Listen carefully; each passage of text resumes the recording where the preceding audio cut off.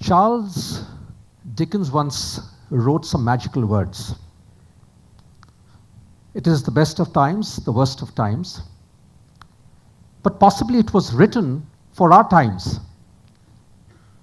When we look around, we live in a world of complete contradictions. As the glaciers and the icebergs melt, we have more water, but less water to drink. We have more development, less equality. We have more colleges, less education. We have more opportunities, less careers. We have more success, less happiness. And when I think about this as an HR practitioner now for many years, meeting different genre of talent, young, old, in different industries, one of the things which has always perplexed me is this entire confusion about what's a successful career. People talk about success in careers. I have rarely found people ask about happiness in careers. And you may have had the most successful career, but if you were not happy, was it worth it? And given the context of the world today, which is VUCA, so volatile, so uncertain, traditional career planning is dead. And therefore, my thesis is individuals today who are wanting to build careers must design their careers. And what's a career? It's not just a set of titles or your bank balance or your corporate affiliations. It's a lot about you. Careers today are more internal than external. Careers are about a mosaic of experiences. It is about a set of experiences you go through which help you be relevant today and also be relevant tomorrow, to impact today and to impact tomorrow.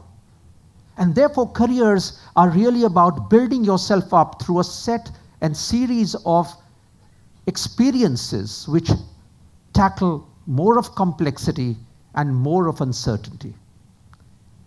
This, I think, is very important for everyone to understand. Otherwise, we will always remain a prisoner of our past education or our past experience, none of which is going to be relevant in the world of tomorrow. Now, if you want to design your career, there are two concepts that I personally feel are very useful. One is what I call the life space, the other is what I call the workspace. Life space is all about your deeply embedded life interests, your passions, your interests, your hobbies. Where do you come alive? Where do you draw your mojo from? And workspace is your operating context of where you actually deliver most of your time. Now, it's very interesting that the two spaces come together in very different ways for different people. The ideal is a perfect Venn diagram, but we know life. There is no perfect solution. There is no perfect answer. Sometimes, for example, workaholics, life happens to be a little dot in the life space. You seek and get your energy from your work. You just need to be alive. Whereas for others, you need to earn your bread and butter, and therefore it's a small dot, but you draw your energy, your identity, your nourishment from life, from things beyond work. Or it could be a combination thereof.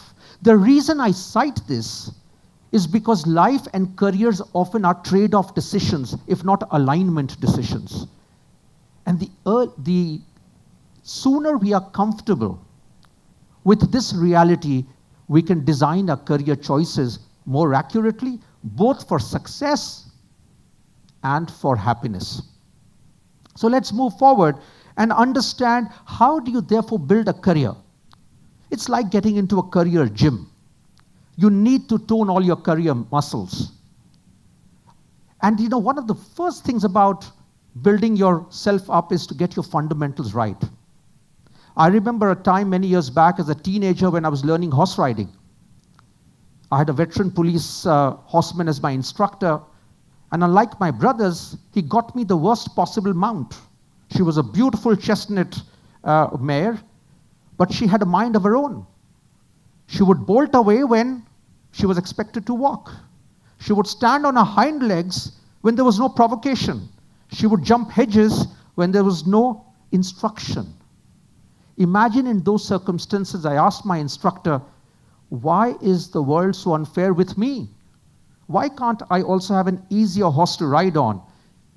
And I remember his words so clearly.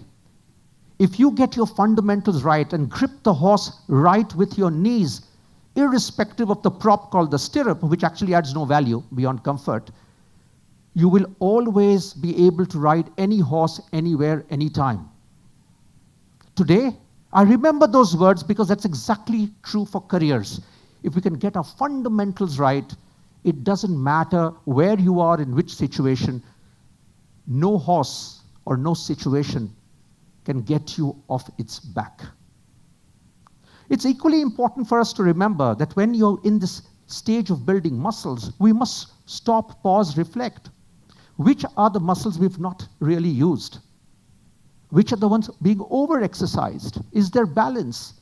And we normally never stop and introspect. But this is part of gymming. This is part of getting ready. And sometimes it is good to exercise things that you've never really used.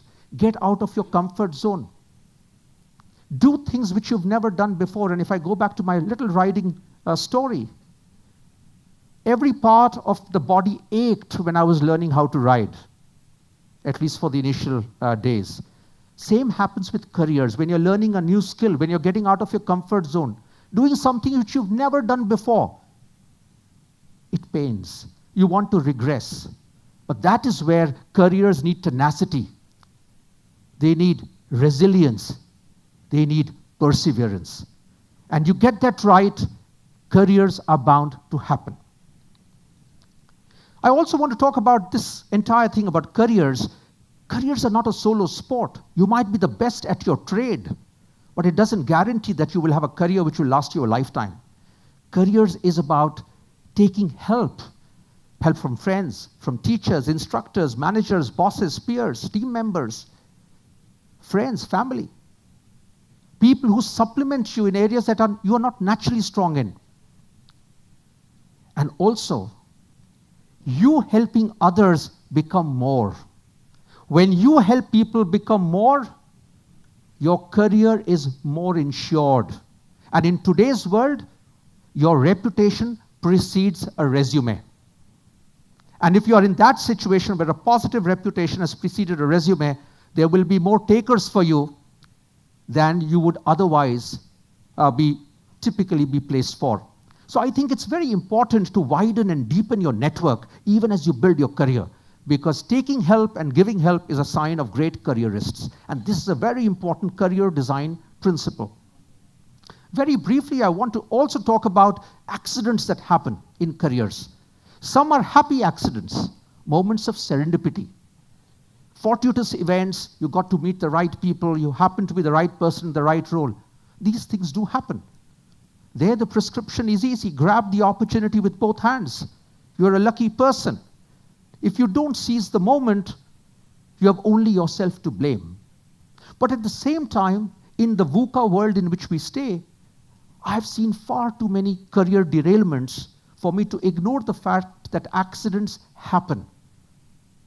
And they happen when you are cruising along. They happen suddenly. Because we have not realized or asked ourselves, are some of the skill sets getting a little jagged? Is some behavior getting toxic? Is something else which has worked so well possibly drying up? And if we don't take such preventive actions, accidents do happen. And the accidents happen along the curb, along the bend.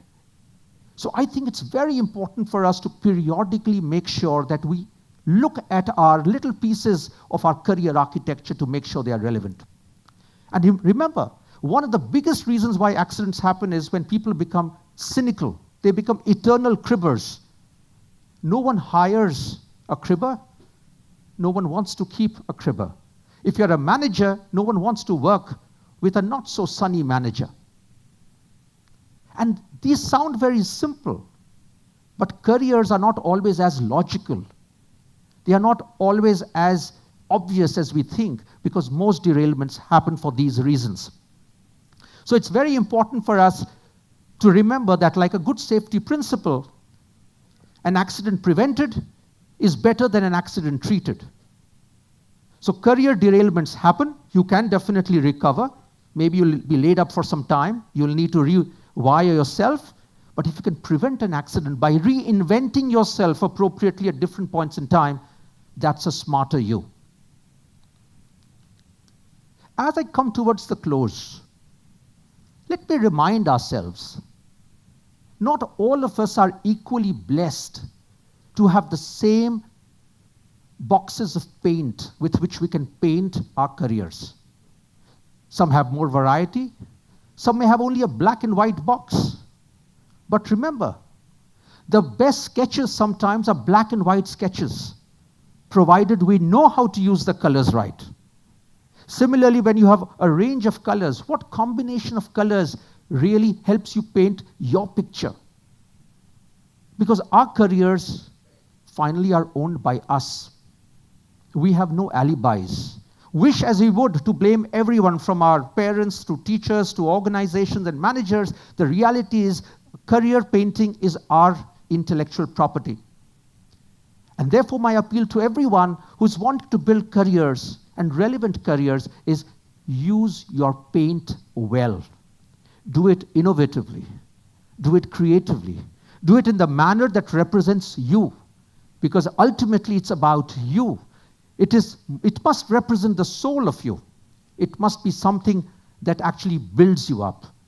One of the reasons of trying to be a different painter and trying to clone your career on the lines of someone else is dangerous. It is dangerous for the simple reason that these efforts somewhere average you.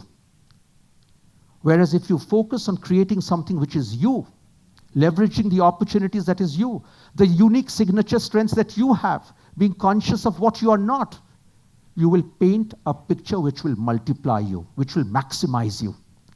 And when you maximize yourself, and you are in sync with your true self, with your true north, with your true purpose, I think that's the time, irrespective of what series of roles and assignments you did, the experiences you repudiated, the newer ones that you acquired, you would have finally painted a picture that would be you. And this, to me, is fulfillment of a good career design, where you've designed your career not only to be authentic, and in the process, be successful, and most important, be a happy one. So thank you very much, and wish everyone a great career in their lives.